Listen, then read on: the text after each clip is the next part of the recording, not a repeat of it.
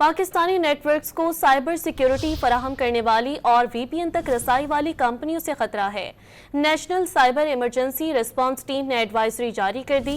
اسی حوالے سے مزید جانتے ہیں، ڈان نیوز کے نمائندے طاہر شیرانی ہمارے ساتھ لائن پر موجود ہیں۔ جی طاہر، ایڈوائزری میں مزید کیا کہا گیا ہے، بتائیے گا۔ جی، کابینہ ڈویژن کے تحت ایڈوائزری کے ذریعے تمام وزارتوں، ڈویژنز، اداروں اور انٹرپرائزز کو سائبر خطرات سے آگاہ کر دیا گیا ہے۔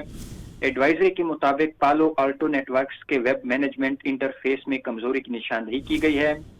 پالو آلٹو اور سونک وال استعمال کرنے والے اداروں کے لیے شدید خطرات ہو سکتے ہیں اور نیٹ ورکس میں کمزوریاں غیر مجاز رسائی کا باعث بن سکتی ہیں۔ اٹیکر بغیر کسی لاگ ان یا اجازت کے سسٹم تک رسائی حاصل کر سکتے ہیں۔ ایڈوائزری میں خبردار کیا گیا ہے کہ حفاظتی اقدامات نہ کرنے والے اداروں کا ڈیٹا چوری کیا جا سکتا ہے اور حفاظتی اقدامات نہ ہونے پر ادارے نیٹ ورک سیکیورٹی ڈیوائسز پر کنٹرول کھو سکتے ہیں۔ ایڈوائزری میں سیکیورٹی کمزوری کے خلاف فوری طور پر کارروائی، جبکہ اداروں کو پالو آلٹو نیٹ ورکس اور سونک وال کے سیکیورٹی پیچز فوری طور پر نافذ کرنے کی سفارش کی گئی ہے۔